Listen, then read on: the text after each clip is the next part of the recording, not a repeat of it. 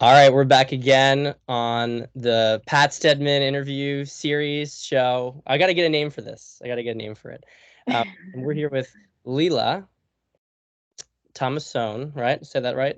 Yes, got Yeah. it. And this is one of the most radiant, incredible women on Twitter. And really, I've been such an absolute fan of her content and her material for a long time now.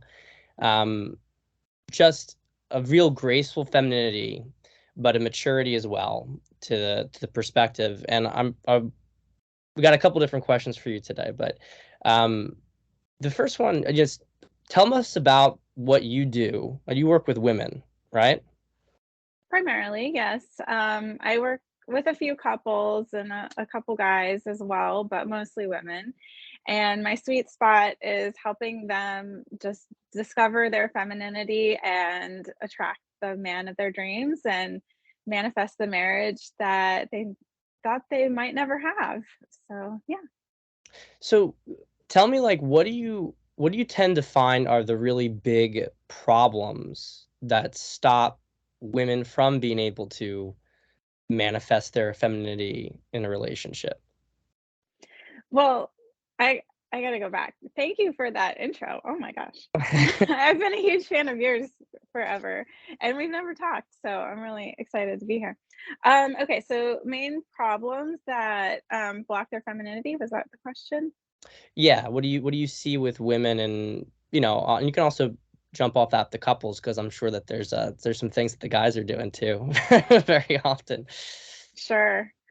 Sure. Well, I mean, I'm sure you've seen it a million times that we get patterns ingrained from our families of origin, from our parents' relationships, and we model those unconsciously. And, often they've ingrained destructive messages. I mean, we get cultural messages, we go to school, all of that good stuff, but it really does come back to our parents. And, did we have a strong father figure to strong father, really? I don't need to cushion that. A Yeah. strong father to protect us.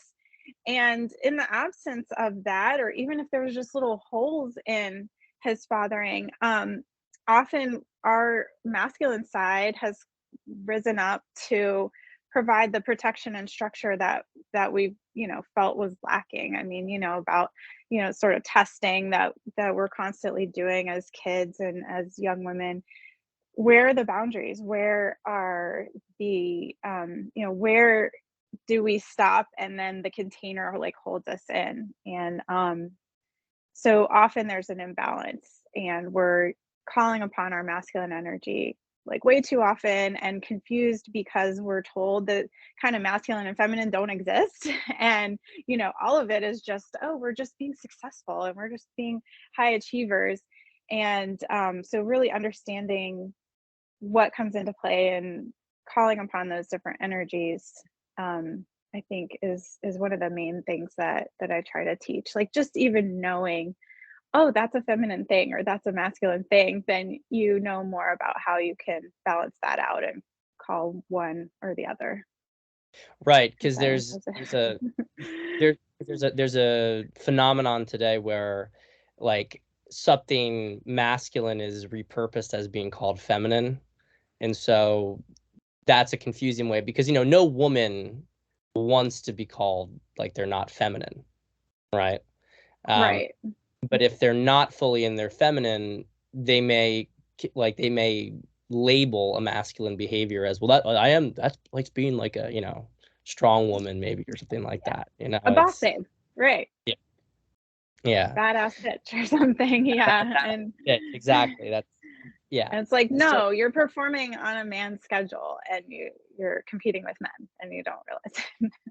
yeah, yeah. It's an interesting way to put it, that it's competing with men at the when a woman's in her masculine, and you can see a lot of the conflict then develops because the man and the woman are competing with each other. They're butting heads against each other.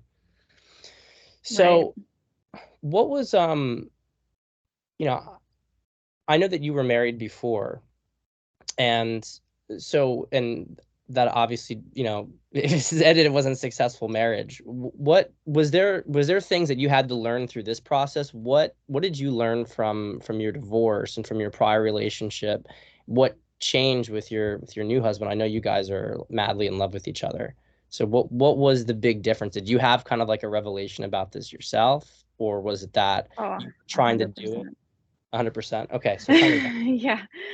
Oh, yeah, it was a complete about face, and, I mean, I don't know if this sounds, like, superficial, but it's for me, it always comes back to the physical transformation that I kinda had to allow myself to accept that it's okay to, like, wanna be beautiful. It's okay to, like, work on your beauty and your physique and try to be in shape. Oh my gosh, like, that's no, we have to love each other at every size and or ourselves at any size and any shape. And so I had to really undo all of that, which was so confusing it. because it's very obvious that appearance matters and beauty matters. And, what's wrong with that? Like, so dissecting all of that, breaking that down, and really understanding that I could be disciplined for my own reasons, and that's okay.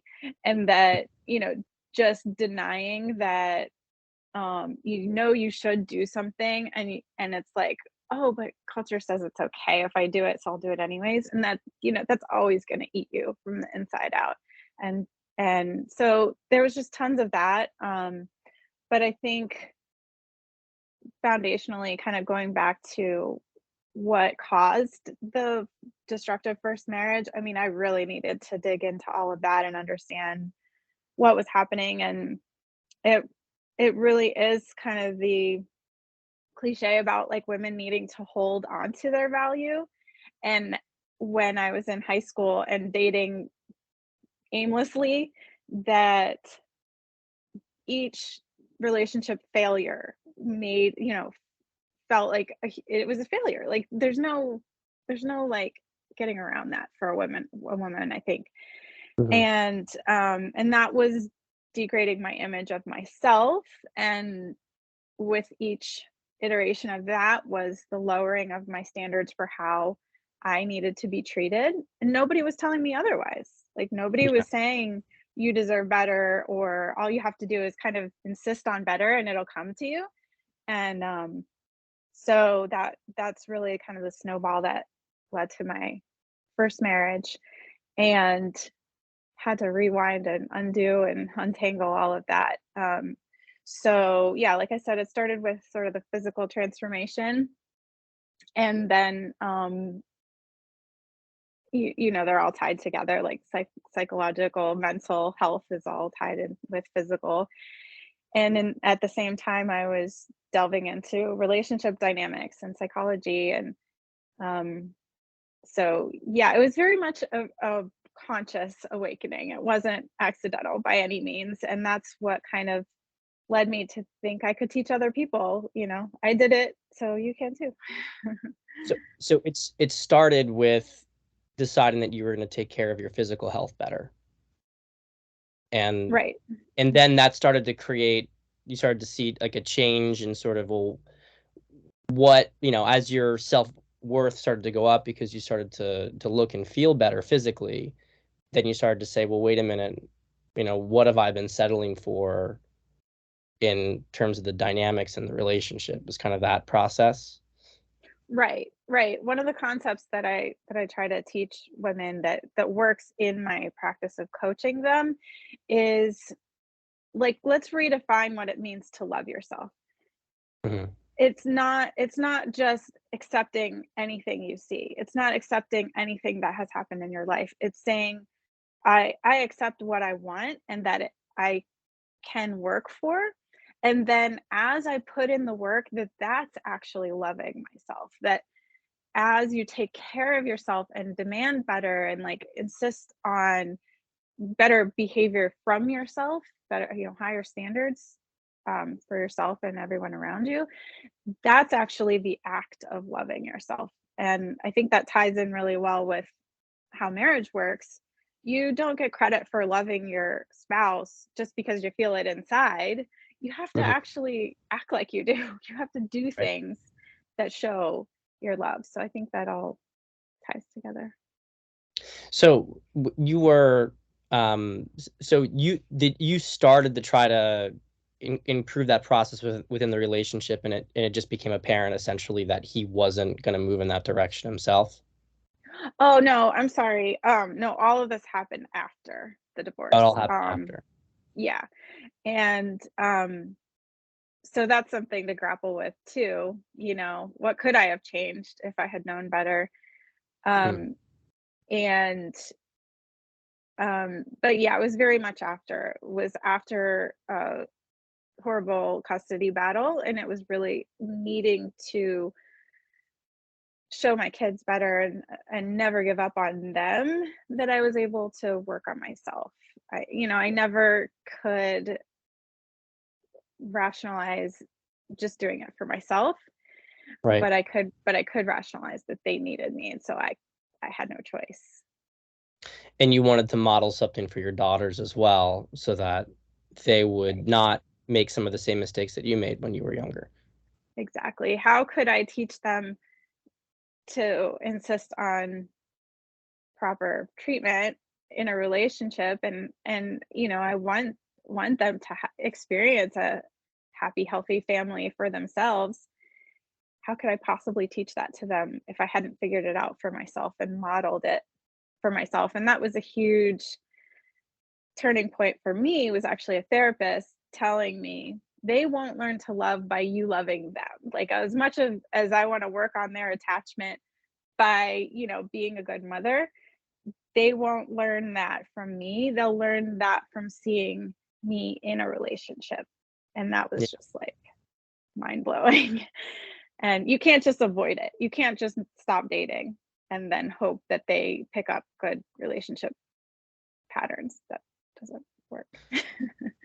So when you got back out there again and started dating, what I mean, what was something that you started to do differently? Was there anybody like, was there a certain model of dating that you followed from somebody else, or did you kind of like, I know like I'm sure you're familiar with her. I'm not sure how much of an influence she was, but Laura Doyle in the Yeah, Surrendered Wife. You were influenced by her stuff? 100%. Oh, yeah. I recommend her book, The Surrendered Single, to any Mm. single woman that wants to have a good relationship. Yeah, it's really what are the standards that I started practicing? All the old-fashioned ones. All of the, Mm. you have to take me out on a date and you have to pick me up and I'm gonna get dressed up and you're gonna pay the bill and we're gonna have a good old-fashioned courtship. Yeah. And so, I mean, you don't have to go too detailed into this, but I mean, do you recommend women like at what how do you recommend women who are dating, because there's this whole thing about dating versus courting. So actually, first off, let's just do that. What's the difference between dating and courting? Well, I use the word dating because that's, we have dating apps and, I don't, we're not really in sequestered little Amish communities where people just follow the courtship rules the way they should. I mean, if you are in a community, that has that, that's great. Um, but just with my clients, typically they don't have that. That's why they're coming to me. Um, Yeah. so I use the word dating, but I'm careful to qualify that does not mean having sex. That does not mean sleeping around. It doesn't even mean monogamous long-term relationships. It means going out on dates and um, seeing if or how a marriage might be possible. It is dating for marriage. I mean, it's Hmm. that's the idea. Um, if you're a woman that wants that, if you're a man that wants that, then you should be dating for marriage, not haphazardly hoping that it'll happen. But yeah, they're definitely very much Laura Doyle style. So what does that look like? So uh, like, how many dates is there some sort of fixed rule here that like you're as a woman you're looking for certain benchmarks by a certain number of dates, and and as you're allowed to kiss, or you're not, like what are some of the parameters that you use and that you've recommended women to use? Staying out in public, So probably not comfortable with making out in public, like, Right, where unless people you're in, would like, go along Argentina, with that. it's not too What's common. that? Unless you're in, like, Argentina or something, it's not too common. Yeah, I mean, yeah, I've definitely heard some stories, but yeah, whatever goes along with that, and also keeping in mind that if you're dating multiple people, then the one you really wanna marry is gonna be in that crowd, and he's gonna assume whatever you're doing with him, you're doing with anyone else that you're seeing, because until you've had that exclusivity talk, and he's, I'm that's really huge, right? Like, he needs to lead that step, and you can't push it and you can't assume it, and so you need to keep dating until it happens. um, that you need to be you, you need to have his perspective in mind. Mhm, If he's really going to see you as a woman he wants to claim, then you know he's going to assume whatever you're doing with him, you're doing with those other dates, and that might be a pretty low threshold that you want to stick to right. And in so terms of once, intimacy. okay, and so, obviously you have feelings for a guy, and he asked you to be exclusive. So is there now, like, a sort of structure, when is that supposed to go to marriage? Because you don't recommend women have sex until they're married with the guy, right? Well, I mean, it's very personal thing. I mean, I do mostly one-on-one coaching, and I really try to help women walk through their own wants and needs. Hmm. They're so reluctant to admit what their own preferences are. Once I can pull it out of them, like, it's real easy to say this is what you should or shouldn't do, but it's not so easy to put that into practice. And actually, when the rubber hits the road, like, you've got this man you want to marry is in front of you asking for exclusivity, and you're actually going to follow the rules, like, probably not. you Right. you need to you need to be doing what you feel aligned with in your core. And so that's a big part of the work I do with them, is get in touch with that and know that they know what they really want and what they really don't want. And sometimes it's, they get engaged and we're good, and like, Yeah, yeah. that's all it takes. Or maybe it's before that. I don't, but yeah, they know usually. Okay, that's good. Yeah, I mean, look, I have to agree with you in the sense that, as a guy who's dated some women, um, the sleeping with a guy before you're in a relationship with him, um, is not necessary, really. Because if the guy was serious about having a relationship, then he would wait, and if he wasn't, then he won't. Then he'll leave, right? It, Right. Yeah, you need to know that information. Like, you have to kind of put it out there of what you really want and see what his reaction is. And you're right. That was one of the beautiful parts of dating my husband, was him telling me, we have the rest of our lives to have sex and explore physically. I want to get this right because it is going to be forever. So there's no rush. So yeah, if you never insist on or even test that out to see what his perspective is on it, because so much of the time, we're always on guys that they're horny and whatever, they won't wait. So often it's the women that are making yeah. it happen way before they need to.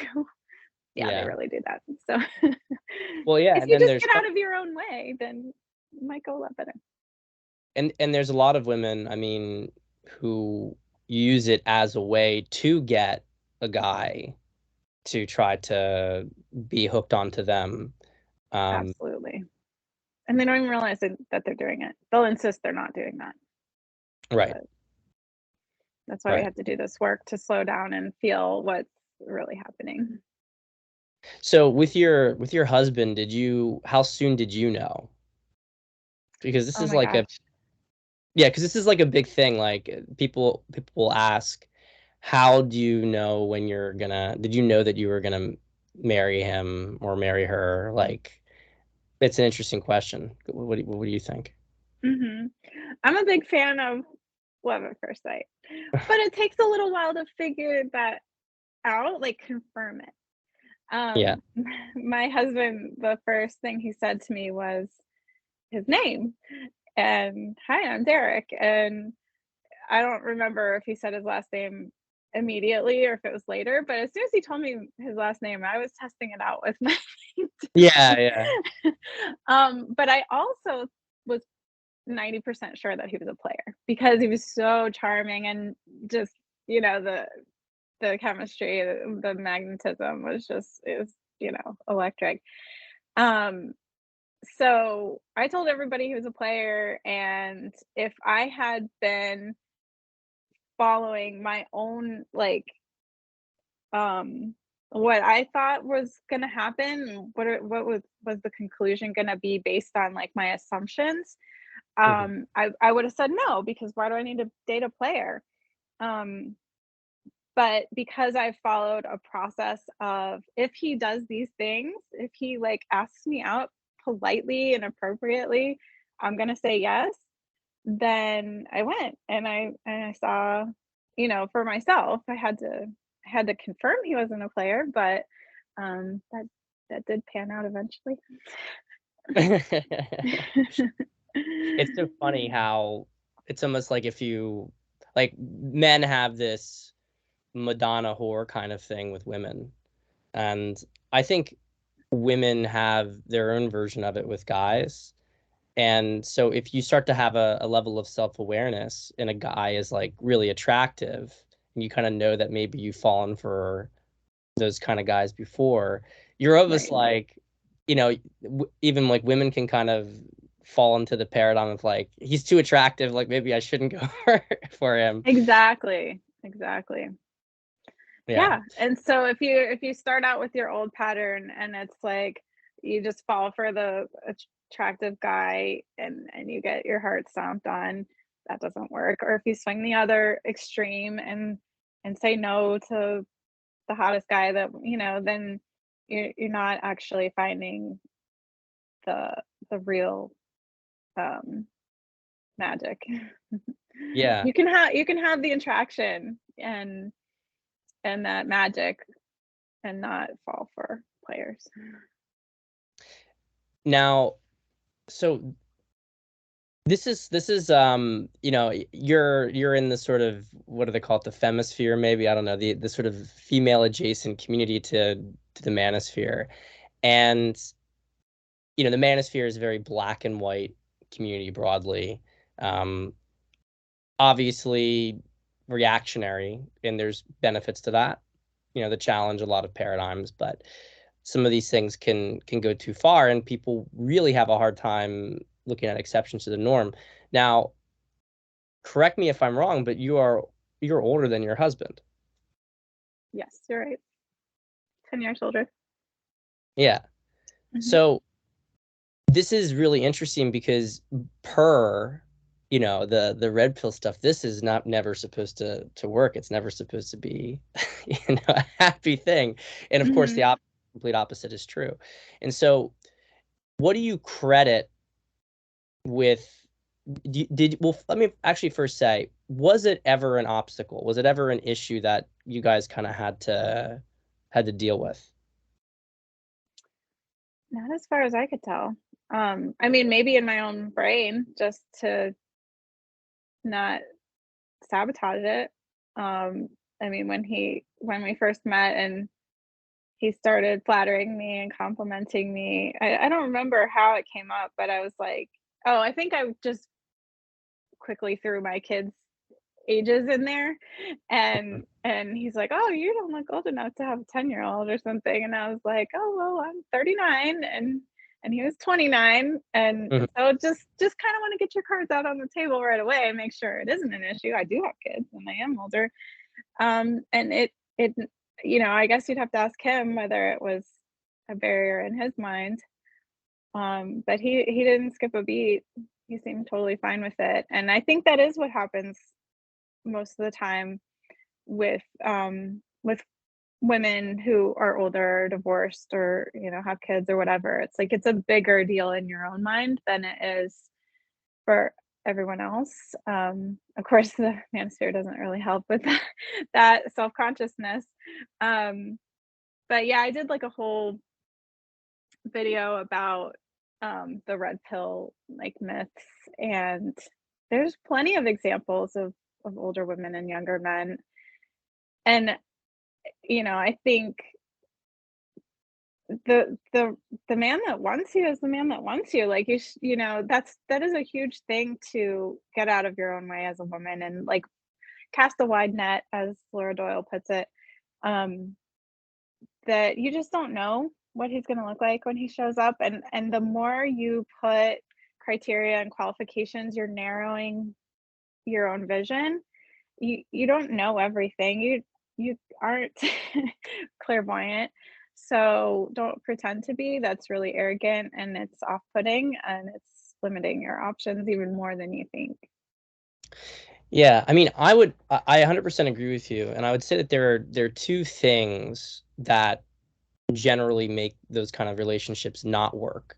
And the first one would be just simply like biological clock stuff. Like if you guys wanted to have kids together, then that maybe wasn't going to be like a viable timeline. So, and that's one thing. Okay, that's fair enough. You can put that to the side.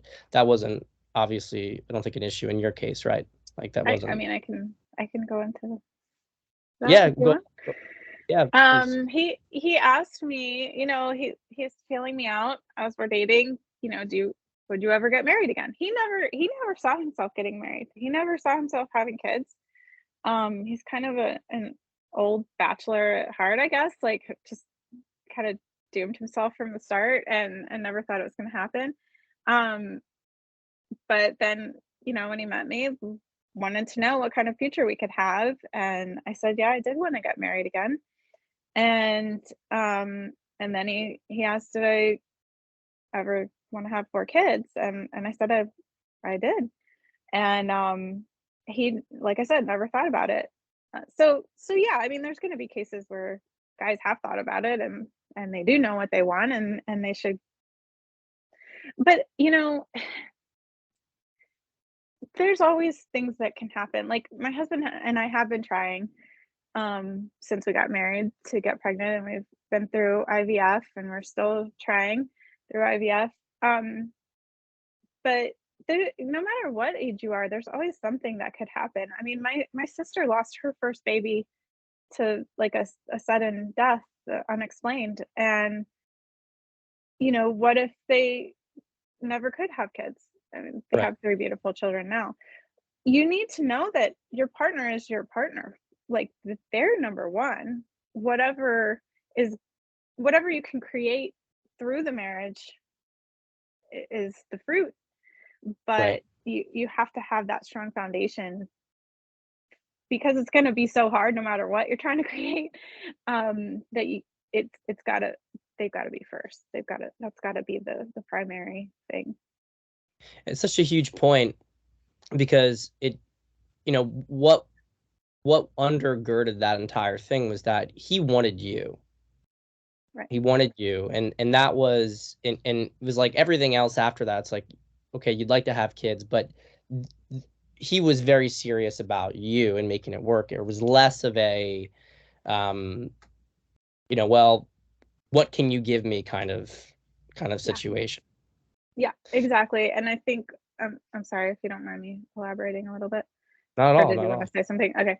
Oh, go ahead. Um, yeah, I do work with a few guys, and I talk to, you know, guys on Twitter and stuff. And I think that is where they can really, especially in like the trad sphere, like trip themselves up with what their goals are for their family, like, and they want a legacy, and I don't ever fault them for that. But you can't be so focused on that you forget that your wife is your partner in making that happen. Um and not just that, but they're going to, if that's their main goal, they're gonna then have a checklist. Can she provide me with that? And if she checks it all off, then it's like, okay, I gotta make it work. Right. But that doesn't necessarily mean that you had the right ingredients there to begin with. It like discounts your gut as a guy, I think. And that was one thing that I love about my husband so much. He's Italian. I kind of credit it to that a Yeah. little bit, that he's a very strong, like gut feeling guy. Like he goes on his instincts. And I think a lot of the manosphere, like red pill kind of guys have lost that. They're all about, Very does she mental. cook? Does she clean? Does she, do all the things?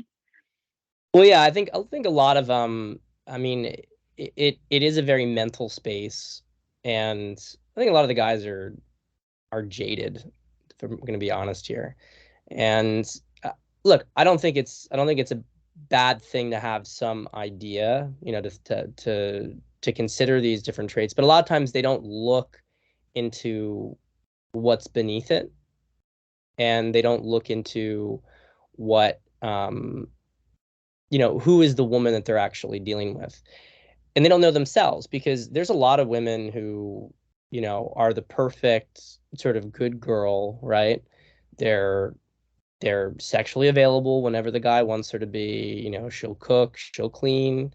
Guy has no interest in her whatsoever. She has no energy, she has no spirit. They don't know how to measure those kind of intangibles. And so they, end up finding themselves drawn towards a woman who maybe is difficult in a certain way, but she has more energy to her. It's not necessarily a bad thing. And I think the same thing goes for a lot of women, whereas they don't really think, like, I think to your point, you were rediscovering after your first marriage, you're rediscovering yourself and your self-esteem. And so there was like a conscious aspect to you. And you were thinking, what do I want? What am I willing to settle for? What am I? Whereas there's a lot of women, I mean, maybe not as many as there used to be. That's a whole nother thing. We can talk about why there aren't so many, why there is even feminism and this backlash in part. But there are still plenty of women today who will try to, check all the boxes that they think a girl should be. And but the reality is that they're kind of depressed on a certain level, or they're at least they're doing it for, they're kind of giving to get in their own way. Right, And because they don't know what they want, and they think, well, maybe, this way a guy's gonna like me, this guy's gonna. And right. unfortunately, even these red pill guys tend to overlook those women very often. I think that they don't even believe that they exist, because they're they're drawn towards totally, they have a vision of women of being only a certain type. So anyway. Hmm. Well, one thing I was going to add, I might have lost it. Oh, well, just to be careful to clarify, I don't think you or I are trying to say that a guy should, acquiesce and compromise what he wants because the woman that he wants doesn't want the same things. But it's like she very much should follow his lead. Like I'm not discounting that at all. I don't know how you feel about, like, I Sure. have a tweet out there that like the biggest thing he should be vetting for is submissiveness. And so often the guys with the lists and the cerebral, they're being led by the girls that they think they're gonna be a patriarch too. They think they're Right. gonna be the king of the castle. And she's actually pursuing him, and he can't see that because she's checking off all the boxes. So yeah, A- And one of the dirty secrets is that they want the girl to pursue him because they have low self-esteem themselves. right, And that's validating for them to have a woman chase them. And so that's why you see very all much. sorts of disjointed advice. You want a girl who's gonna do all this stuff, but you also want her to pursue you, but you got to be a leader. And it's like, okay, well, some of these things don't really work with each other. So, Right, right. uh, Yeah, she asked me out, but I can still be the leader, right? right. Right. Yeah, That that's one of the works. things that I've I've really pushed on, and I haven't pushed on it to the same extent as you, but with asking a girl to be in a relationship, there's an old kind of red pill trope, which is a little weaker these days. I think we've made a dent in it, but that you should always wait for her to demand the relationship before you get into it. And I've always disagreed with that, because I think if you've waited that long, well, first off, I mean, so she's dictating terms to you, and then what are you going to do? You're going to go along with it. Well, what kind of precedent are you setting in the relationship, saying that if she gets upset, and then you're going to acquiesce to it? Right. So it's so even just on that level, like it's not a good thing. But it's also that it's one thing to, if you have the ability to like to pace it so that you see that she's really getting super super excited about you, and then you can kind of like ride those romantic crests, so then you can say like that's like a guy who's good at romance, who knows, okay, now's when I'm going to ask her out, because now she's what she's really feeling at this moment. That's one thing, to not do it like prematurely. I mean, honestly, it's just like with sex. It's like being able to sort of ride the tension wave to the exact right point, rather than to like lose it too early kind of thing, right? Hmm. Um, but you ultimately want to be the one moving it forward, because that also is what's going to be giving her trust in you. It's like, if you want her to surrender to you, it's like, well, she's going to surrender to you. Now you have to take that. You have to, it's a responsibility. And so if she's going to start to open up her heart to you, are you going to try to like maintain power over her with that? Are you going to try to, that, even if those relationships end up moving forward to marriage, you're going to have a toxic, there's going to be a resentful dynamic there that Right. needs to be cleaned out later on, because it festers. She's always, it's like you lowered her self-esteem.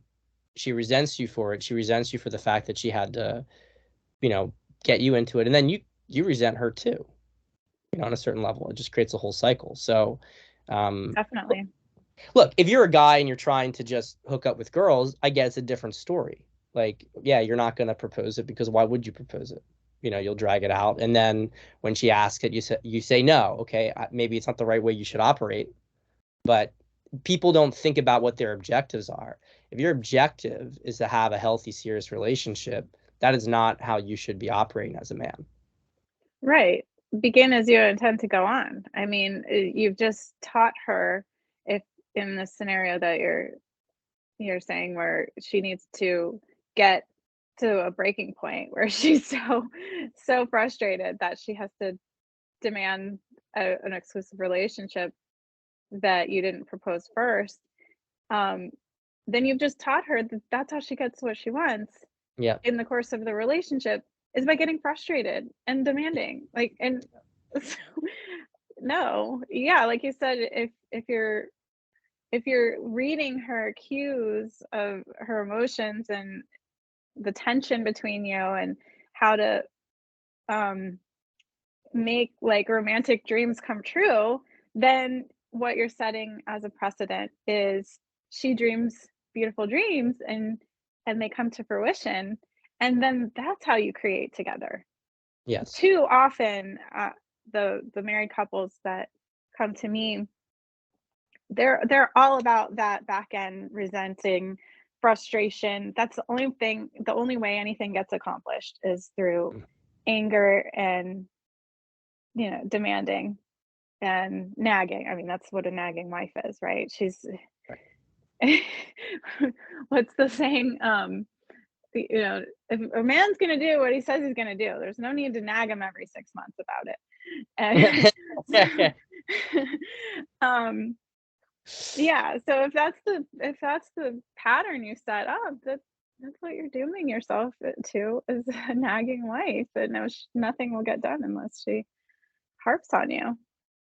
Well, I wanted to add something else before, about the age gap situation, because I think this is also a really, really big secret and element here, which is that one of the dynamics that I see happen, because I think this has been increasing in society. There have been more older women and younger men dynamics than there were in years past, but a lot of them are not healthy in the way that yours is.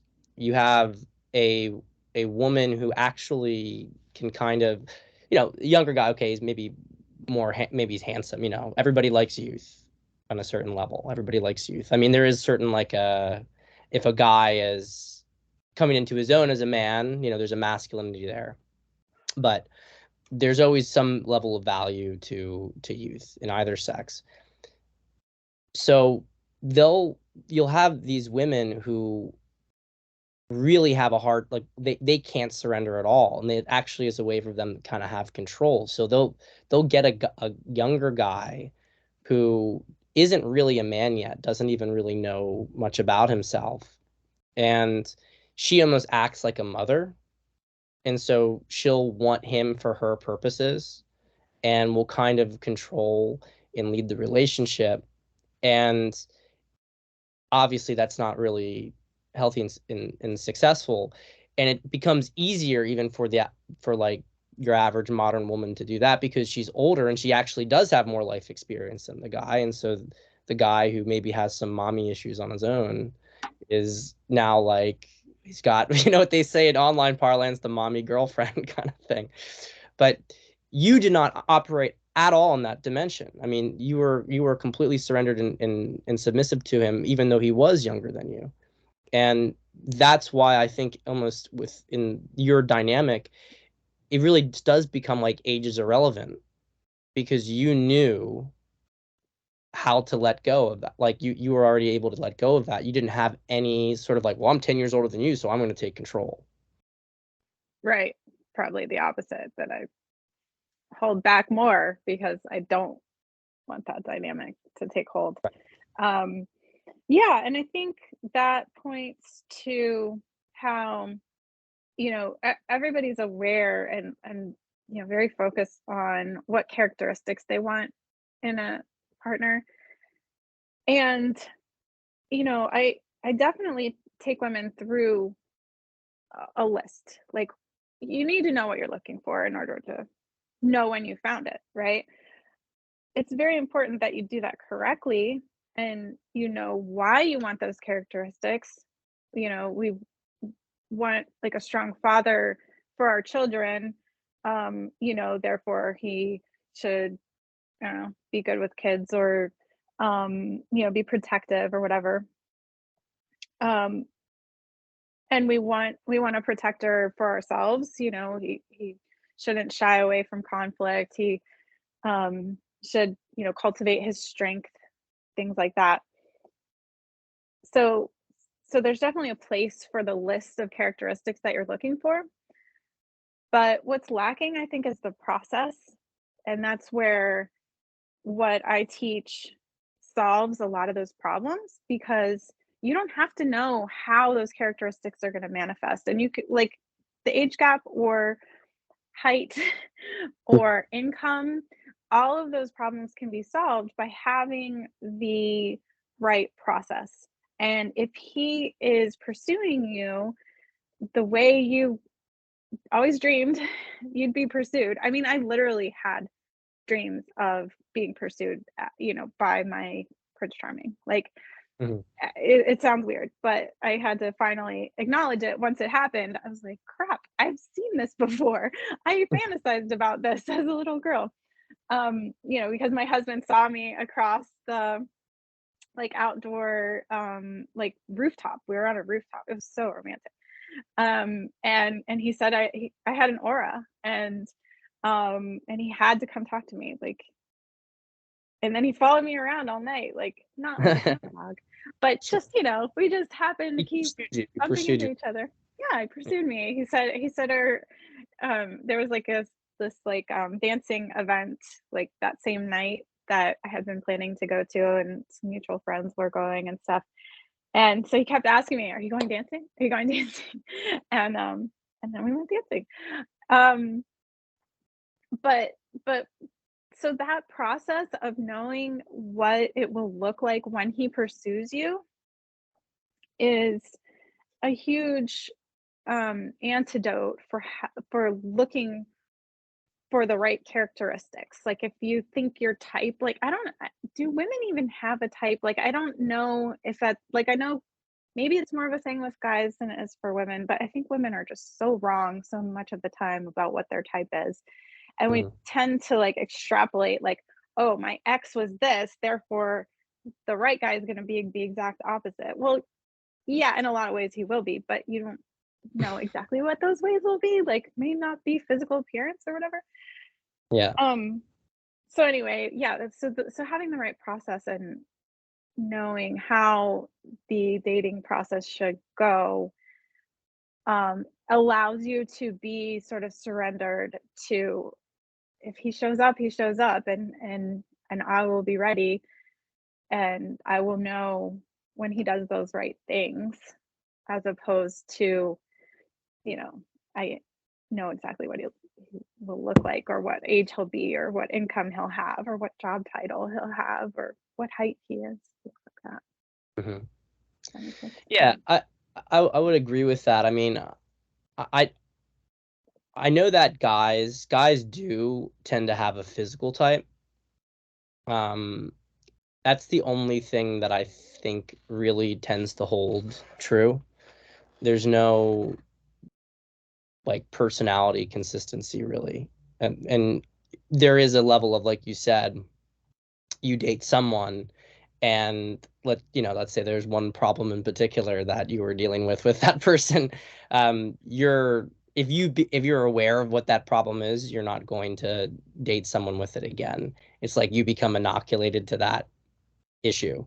um but I mean, every girl I've been serious with has always been tall and thin. I mean, like it's always the same, like 5'7" to 5'9", like every single time. Different hair color, but that was like a hard one to break. And I've seen that with guys too. They'll physically date very similar girls, maybe as an exception here or there, but usually that wins out. But personality stuff completely different.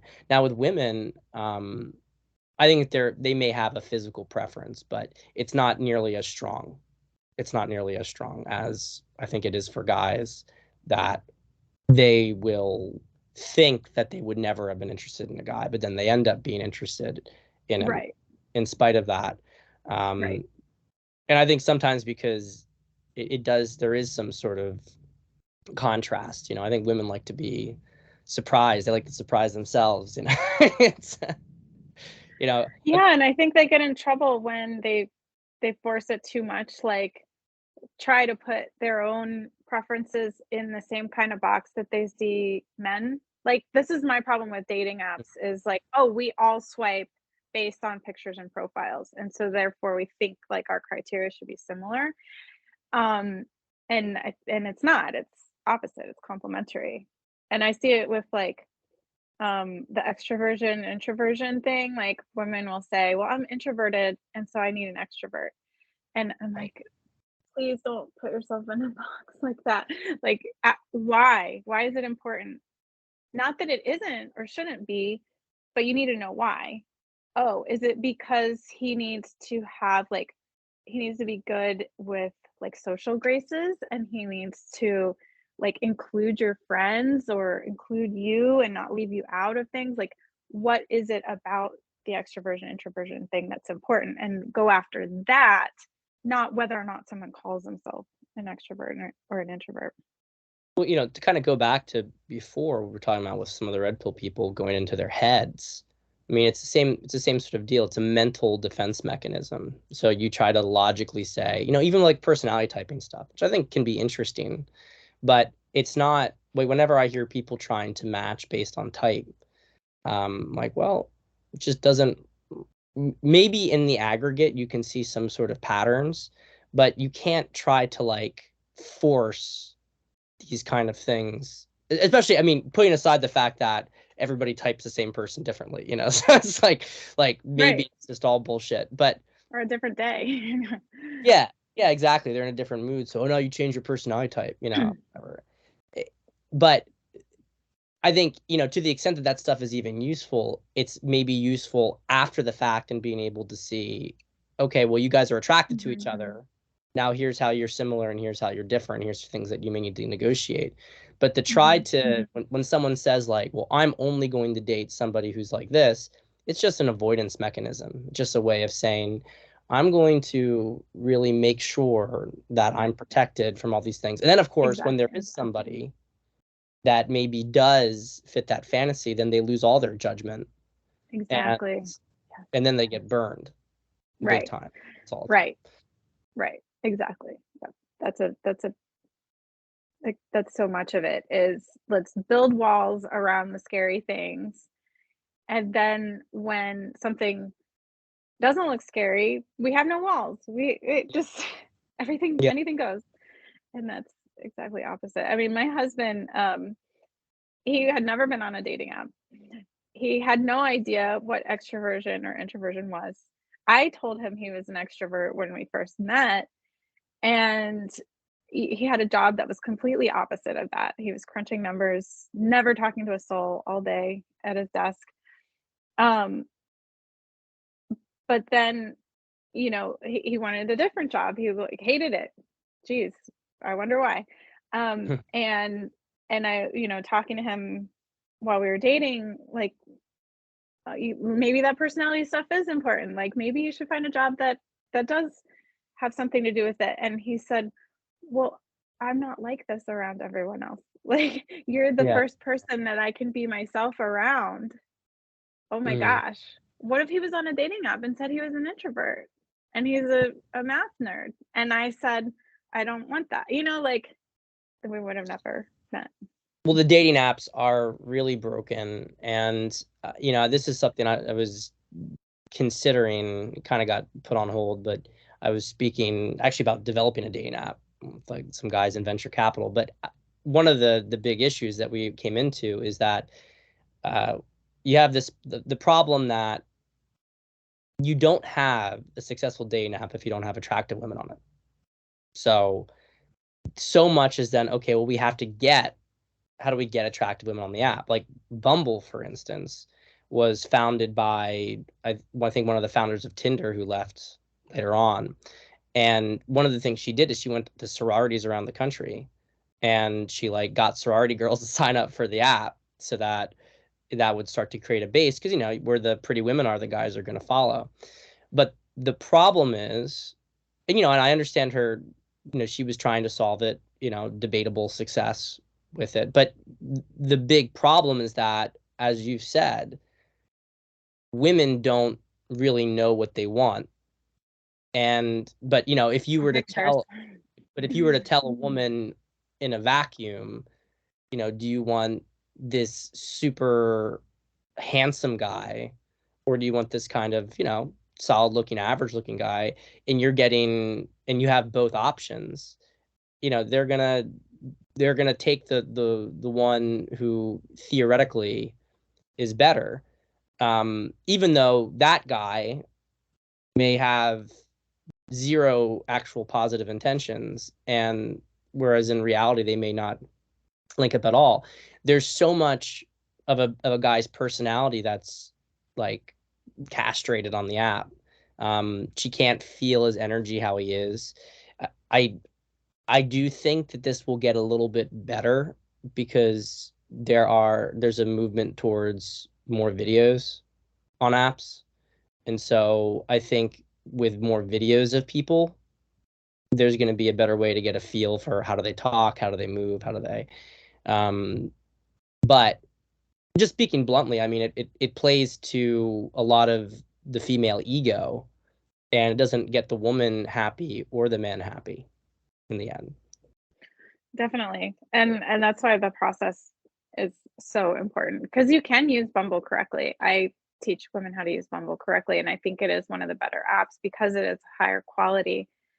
But women are horrible at knowing from pictures that it's just not right. That is not how it should work or does work. They have to meet in person, I think. Mhm. Video might be marginally better, Yeah. but what percentage of guys are gonna present themselves well on video. I think it's It's true.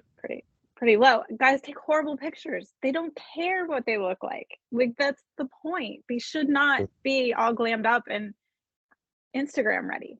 That is Right. not the kind of guy you want to end up with. So why are you judging based on pictures? So when I teach how to use Bumble, swipe right as long as there isn't a major deal breaker that you can identify. Like, just get on a date. Just go get on dates. That's Mhm. that's the point. Well, I think one of the big things that's hiding in the background here is the fact that people are mentally ill today.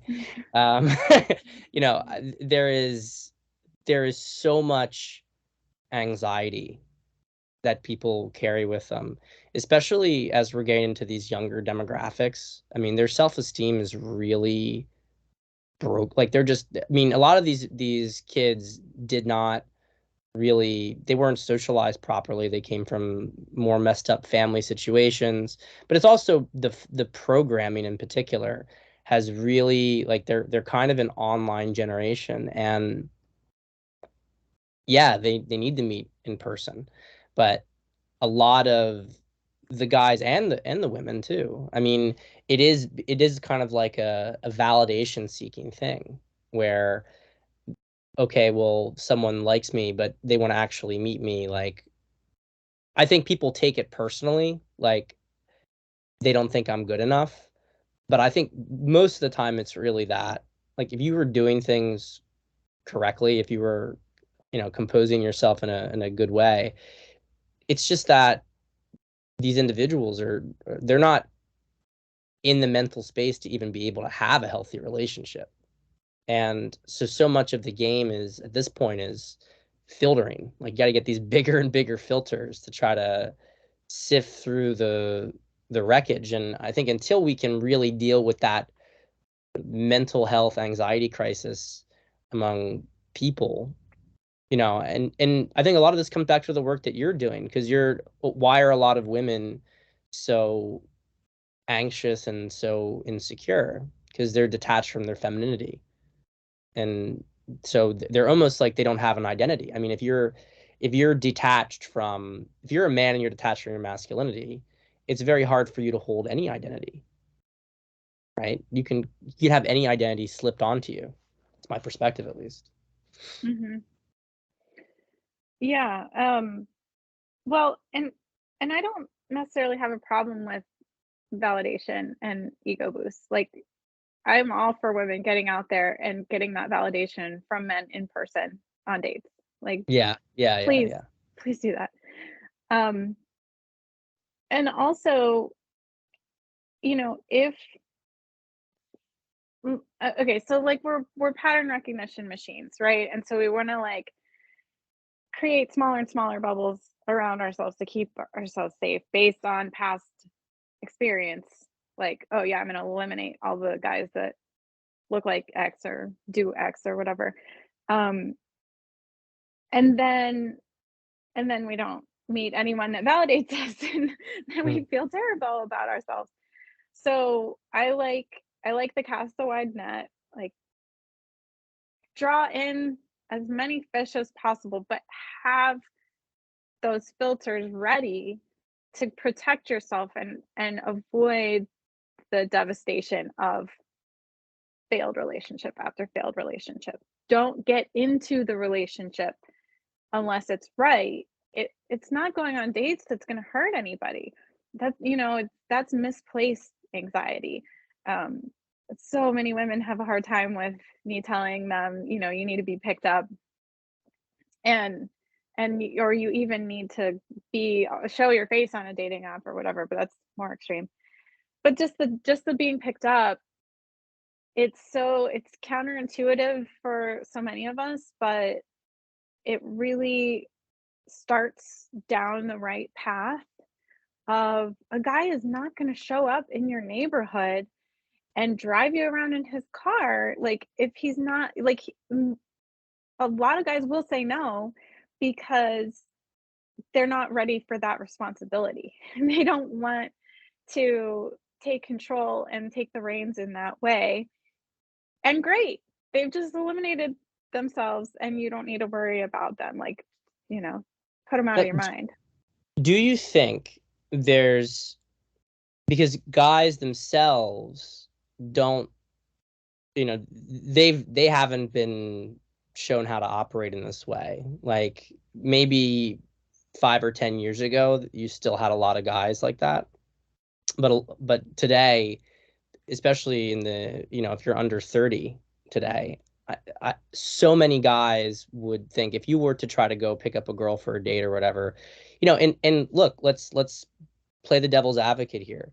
A lot of women, even if they kind of liked it in spite of themselves, they have their own programming around it where they would really, they might consider it to be like, oh my God, what's this guy so weird? Why is he trying to pick me up? Why is he trying to do this? Like, they'll have their own baggage and they'll think maybe, oh, he's gonna pick me up. That's creepy. They have all sorts of stuff that they would put in there.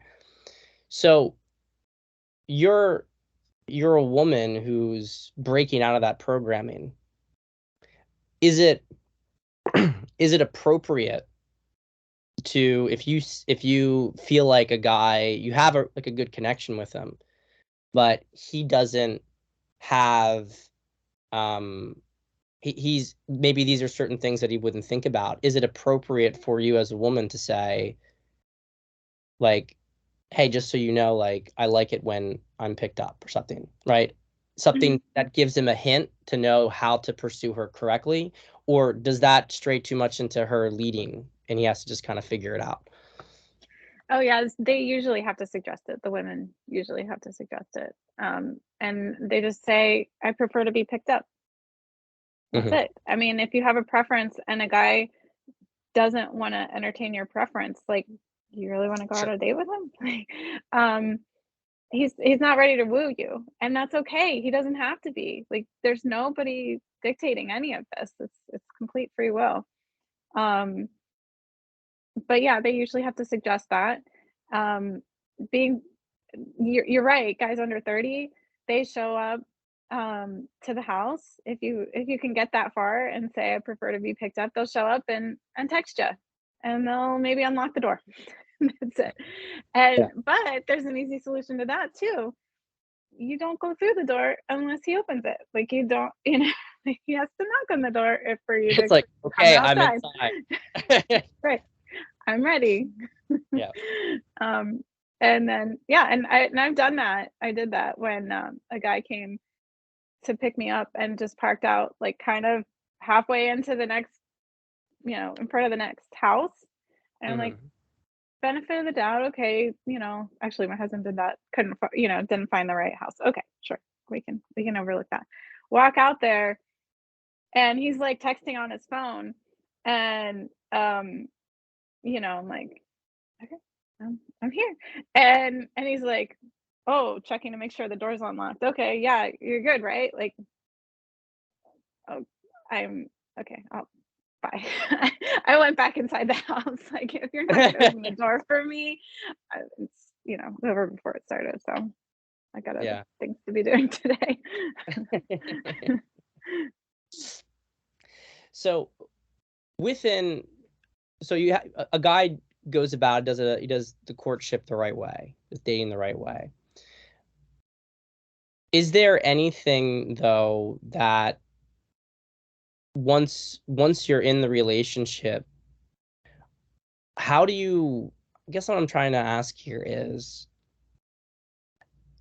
how do you maintain this stuff? Is there stuff that you've had to do in the marriage at points? Because you said your husband was, he's like a bachelor, right? So there must have been things that he didn't really even, he just didn't have the experience with. And even if he had, like, the raw material was all there, there was some sort of dynamics that, so I guess what I'm trying to ask here is, a guy can go and date in this proper way, but what has to happen in the relationship to kind of keep this dynamic going? um, Read the Bible. It's got all seriously, it's got all the instructions there. I mean, yeah, when you're asking the question, it's like, you know, have I ever had to like make adjustments because um he doesn't like take the lead on something or whatever. Yeah, I mean, it's a dance, right? Like we're not in this alone in a vacuum where his masculinity has nothing to bounce off of. Like it needs to, you know, hit a soft space with me.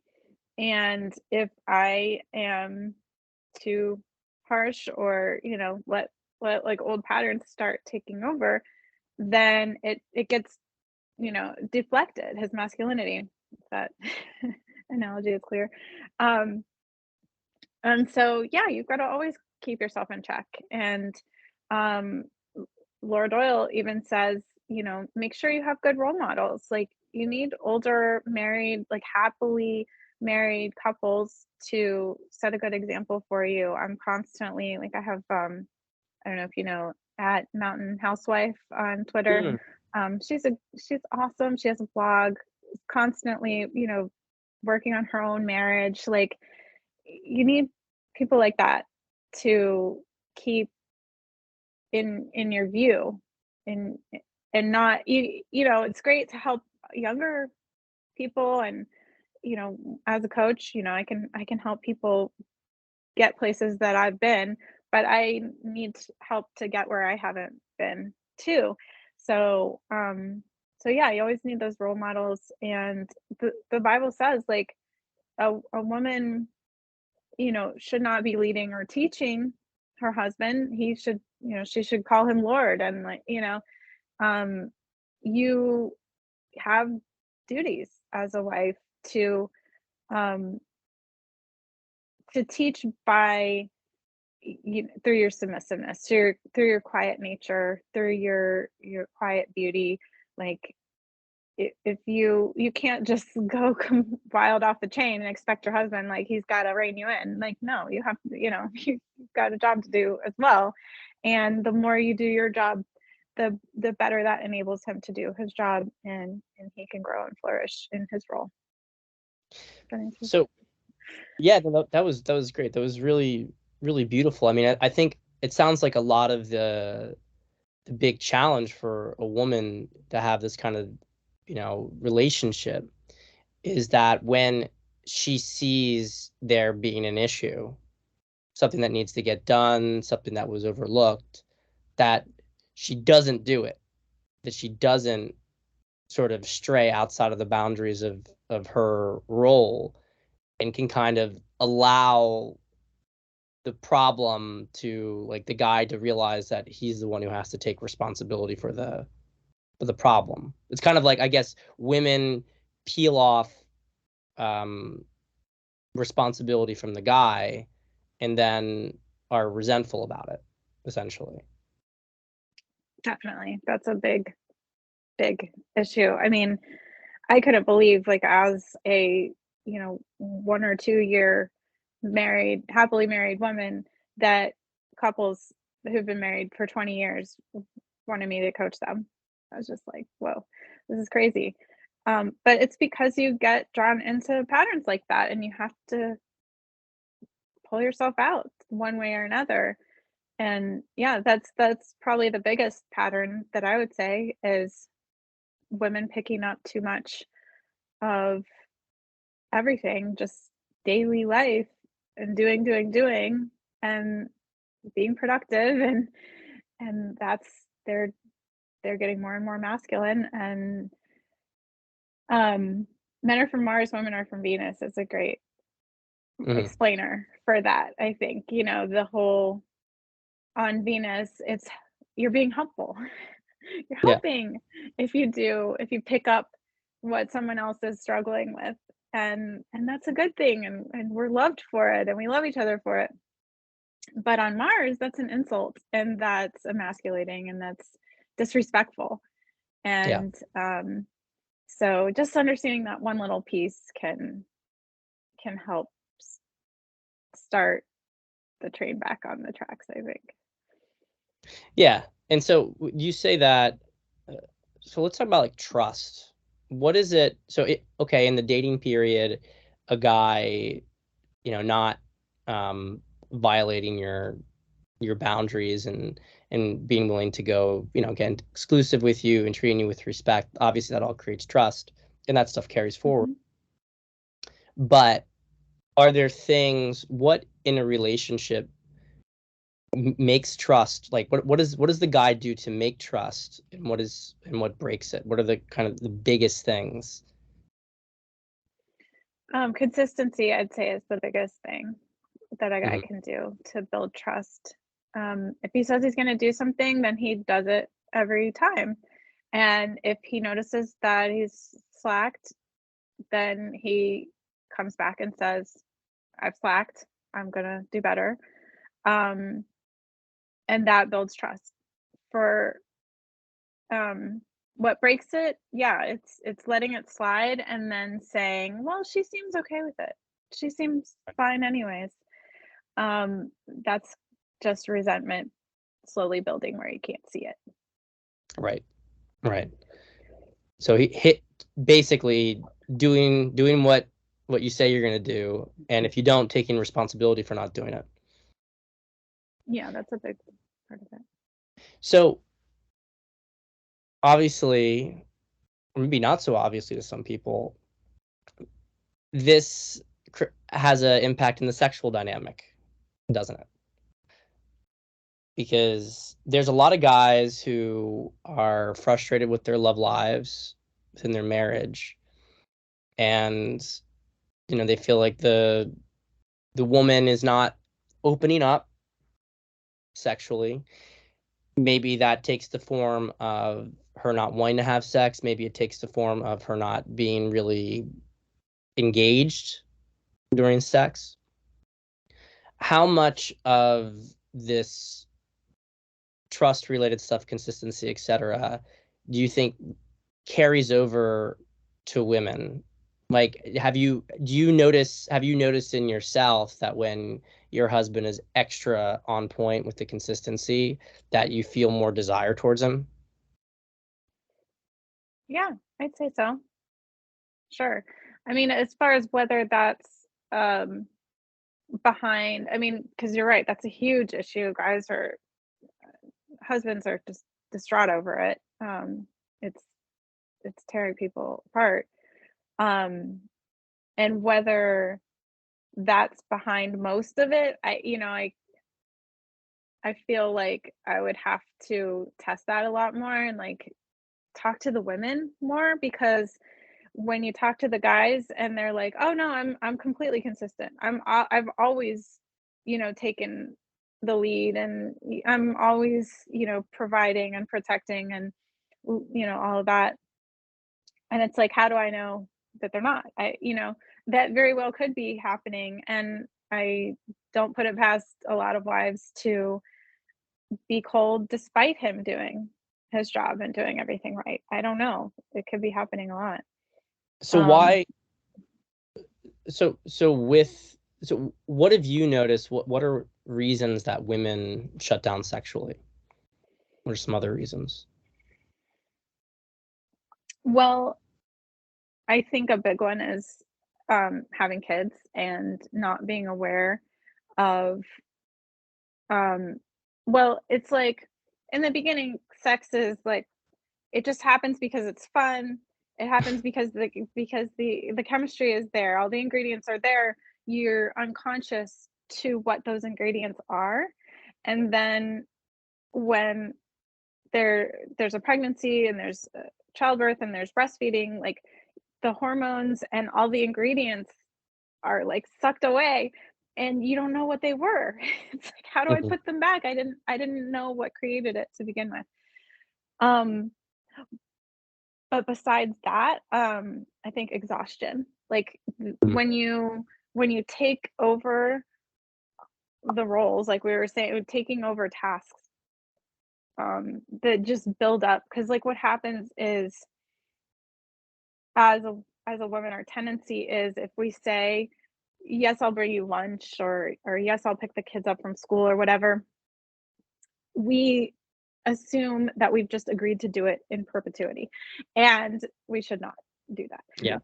Because probably the husband looks at it the exact opposite. He thinks it's a one-time thing, and then when she does it every time, he's like, "Oh, well, I guess it's an every time thing."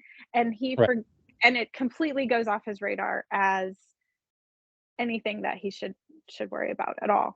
And so it's just this creep where she's adding to her list of daily tasks and not ever eliminating anything. So going back to what I said about it, we're completely unconscious of operating on a man's schedule. If she works, she goes to work every day, she's on a man's schedule. Like it, we have 28-day cycles. Men Yeah, have yeah. 24-hour cycles, right? And they refresh every day. And we need to refresh weekly and monthly, and are completely oblivious to that. Like we need to cull and cut back and reassess fresh and new. What should I be taking on, and what do I need to let go of? That's such a little interesting thing you threw out there, because if you get into more esoteric stuff and talk about the man and the solar kind of connection and the woman and the lunar, and Hmm. basically just said men are solar cycle, because also men will do it on the daily thing, but they also think in seasons. So it's like within a daily refresh at the dawn, and then also seasonally. But yeah, you're right. With women, it is much more of like the cycle has this big impact on a woman's. So Hmm. can you talk a bit about that? What is it? Sure. I mean, obviously we know periods suck for women often, but I mean, but I know a lot of women will say that that doesn't necessarily have to be the case. That's actually a lot of the woman's engagement with it. But I'm just curious, how does a woman change throughout her cycle? Right. Well, yeah, we see ourselves as broken for a week or more out of the month instead of viewing it as a what's the bottom of a wave, whatever that is, and then Off, a yeah, and the trough, crest. right, and a crest. Yeah, we have a trough and a crest, and we see the crest as where we should be. That like, oh, that's our standard of when we're productive is the crest. It's like, no, that's just 1 week. Like capitalize on it, like ride it. That's great. But don't expect yourself to be there the other 3 weeks of the month. Um, so that would be like the ovulation. And men should learn about this too, because then you can, if you know when she ovulates, then you can catch her at the best time for romance and intimacy. Question about that. There's always something a little bit different during those 2 or 3 days. Right. Yeah.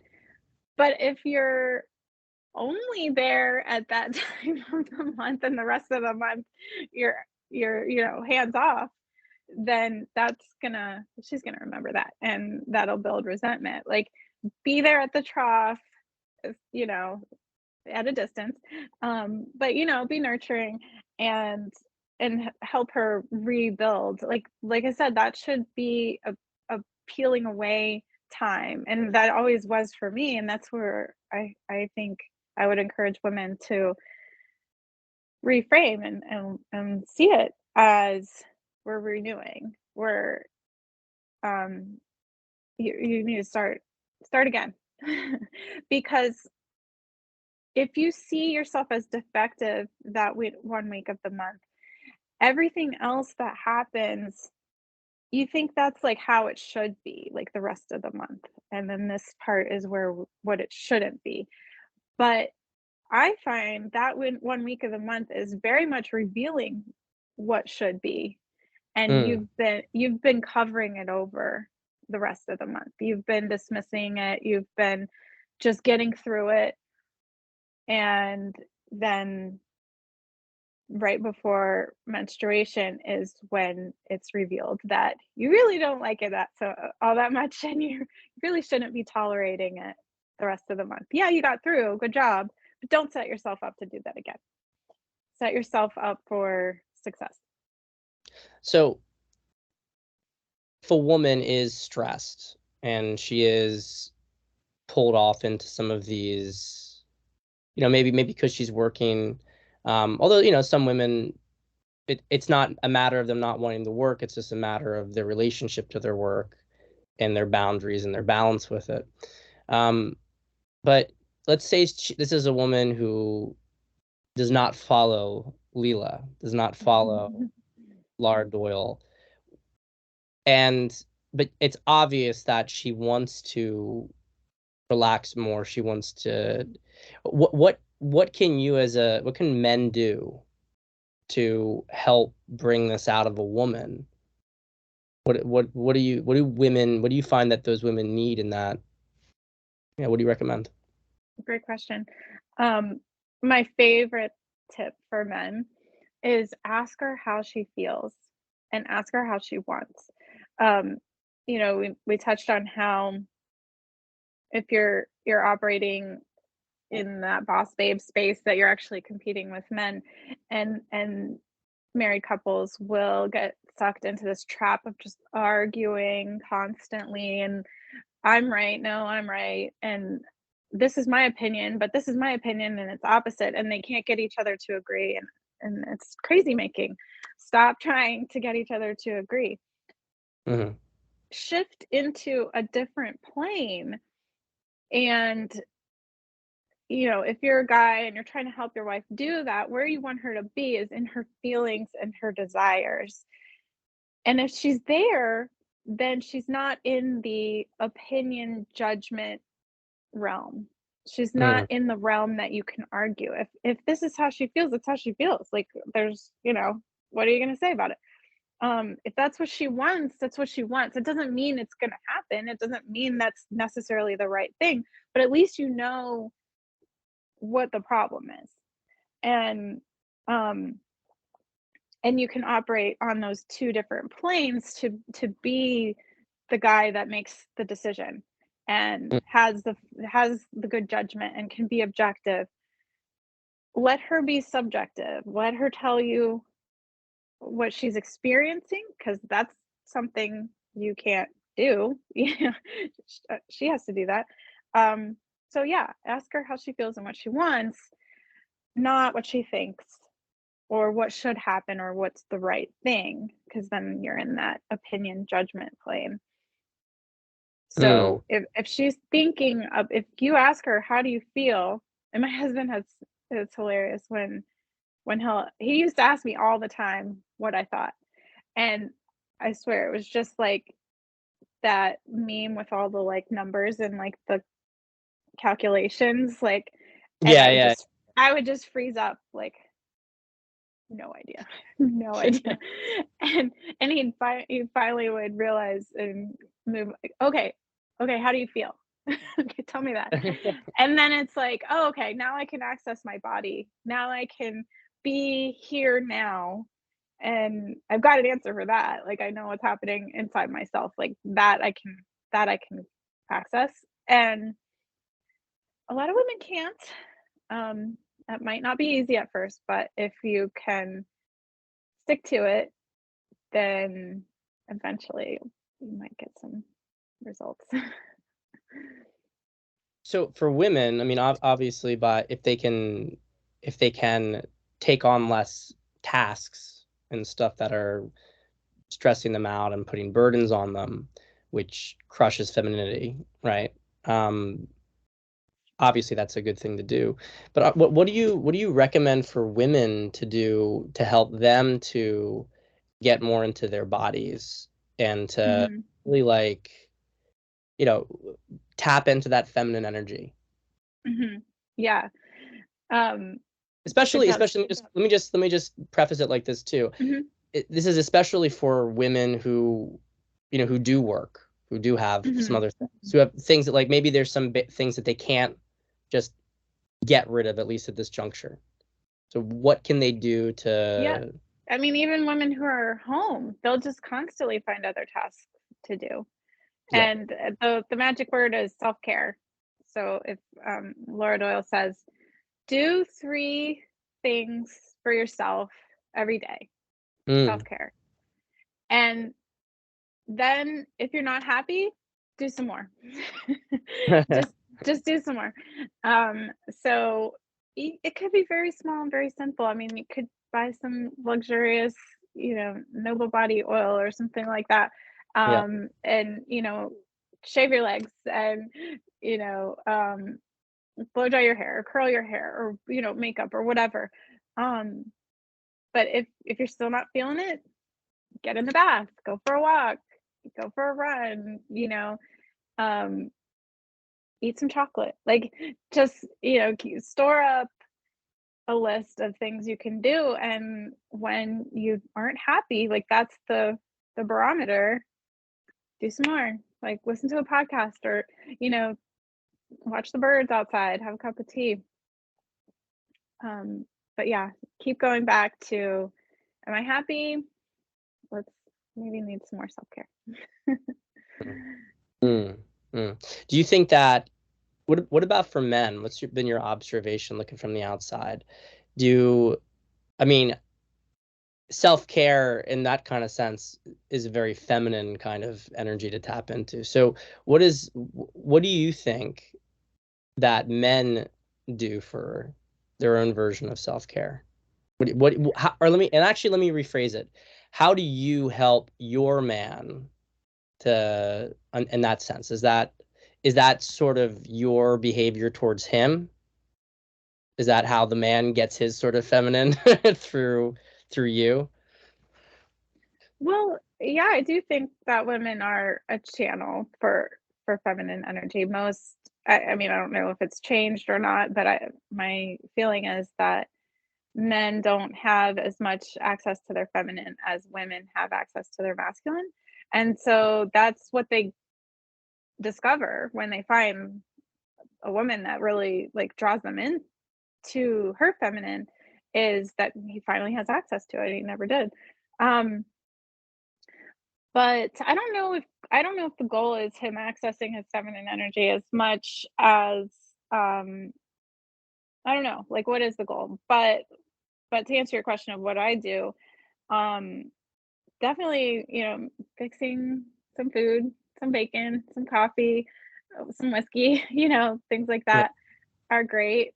But really, oh my gosh, the biggest thing is to be happy yourself as the wife. Like, I teach in my courses that for men, he's really proud and on his, feeling his best when his wife's happy. Like, because he's provided for that. And um there's a song, I just want you to be happier. I'm not gonna try to sing it, but do you know that from the lyrics? I just want you I to think be so. It's a happy. more recent song. Yeah. I gotta get. Yeah, and basically what, oh, No, you're what fine. were I'm you gonna, just cat once. I didn't realize the cat was hiding in here. He wants to oh, gotcha. get. Well, it's just so sad when you listen to the lyrics, because the whole point is that he wants her to be happier. There's actually a few songs that have the same message. Is, if you're not happy, I have to leave because I want you to be happy, even if that means I'm not with you.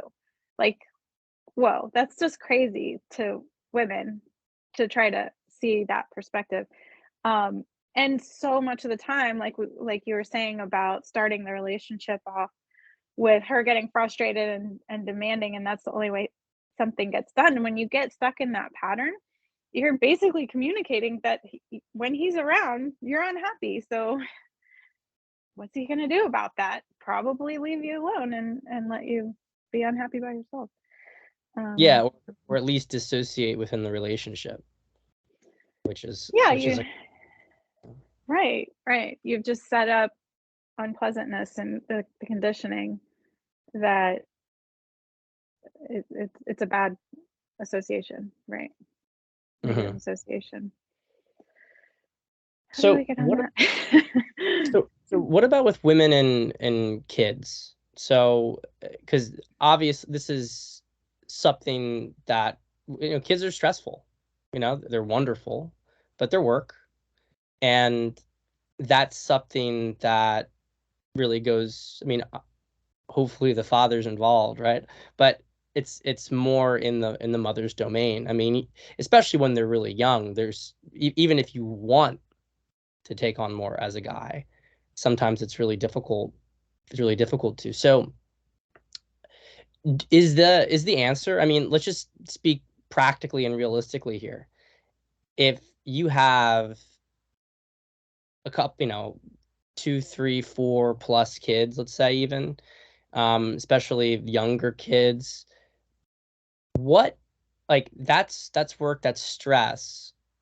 What what is the answer to this, to sort of have a woman get more back into herself?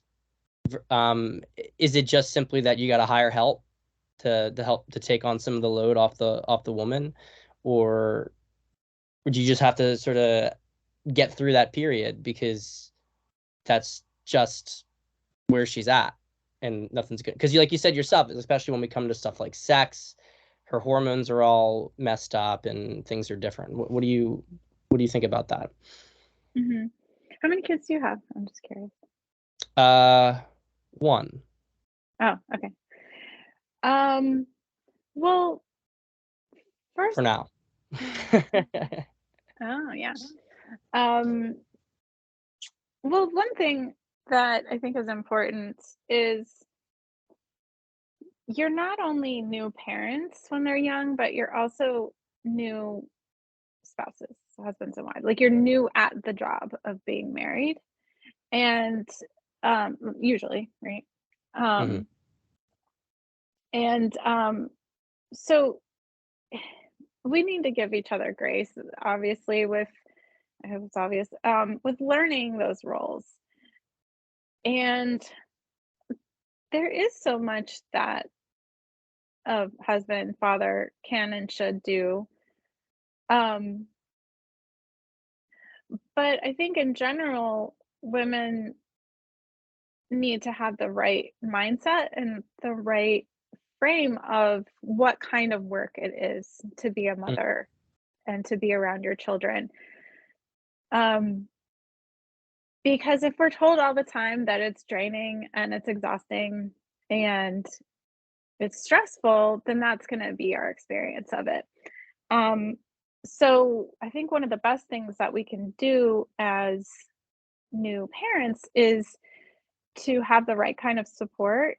Hired help is great. Grandparents are better. Um, Hmm. kind of a community and church and sort of a sisterhood is even more important because you're going to be listening to messages from somewhere, Hmm. and if they can be from the right kind of people with the right kind of mindset and the right kind of attitude, that's going to be huge. Because I was going to say, like, just practically, at least when I was a new mom, like, spending time with other moms and cooking dinner together and letting the kids play together was just golden. Like, that I would drive hours each way to experience that, um, like, every day. I mean, not that I did, but I would've. And yeah, we've lost a lot of that sense of community and that structure of how do you do that? Because it used to be that cousins and older siblings would be super responsible and super involved Hmm. in new baby care and cooking and cleaning and everything. So, setting yourself up for that kind of a network, you can start that before you're married. Like, you should start that before you're married and have in mind what you're going to be doing as a new parent. Oh, I need to know other parents so I can get my kids into the good activities, and I'll know which ones are the good pools and parks, um, and who the good influences are going to be. And so you need to meet those parents now because they probably already know each other and you're Yeah. going to get left out if you're not in there on the ground floor. Yeah, it sounds like a lot of it is that if you take away all that stuff, it's almost like a lonely experience for a lot of women.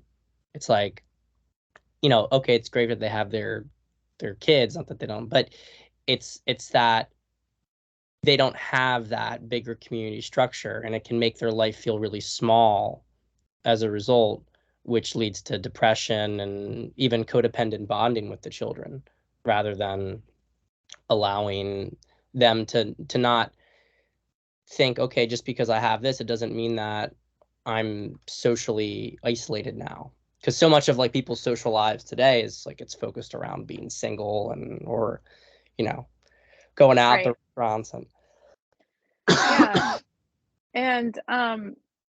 And you're never actually alone because you can turn on the TV or the internet. So like you're going to feel isolated, particularly in contrast to what you're going to turn on and watch. So right. if you were actually alone, you might feel blissful, but when you have that contrast, then it makes you feel alone. Um yeah, and it's a whole cycle, right? Like it's there should be cycles. Like your kids grow up and then they have kids and like it at least in my head, it used to be and would be that you'd be having kids still when your oldest starts having kids. And now like you're Yeah. part of the same progression. But when we segregate those stages and those phases, like, oh, I have little kids, I'm only around little kids. Who are those little kids learning from? Don't they need a little bit older kids to see where their next step is? And don't I need to be around older parents to see where my next step is? So look at it more as a cycle than segregated stages. More, more of like a continuous multi-generational dynamic where Right. there's You can build okay. that. Yep. Hmm. So I want to be respectful of your time. We've been going on for a while now. Do you have any last bits of advice that you'd want to offer to the men and women who are going to be watching this, things that are going to be helpful for them having the kind of blissful relationship? Um, Well, I mean, I'm big on influences, and I've already mentioned getting around the right people. And I mean, if you're watching us on YouTube or know us from Twitter, like you have control over that feed and those inputs. So, harness that. Like it can be hugely powerful, or you can say it's toxic and shut it off and then, be on your own. So, um, I guess that's my little nugget for today. Thank you so much, Leila. Can you tell, Yeah. so people can find you on Twitter, and you do coaching services for women and also for couples. Is there anything else, anywhere, other place people can find you? Any other I have a couple information? little courses on Gumroad. I have a YouTube channel. I haven't been very active on it, but I probably should get back to it. Um, yeah, at Limitless Leela is my Twitter handle. It's all going to be put in the description below. But thank you so much, Leila, and I will Thank see you on you. Twitter, and we'll do this again in the next few months. Appreciate it. Yeah, sounds good. Thanks so much.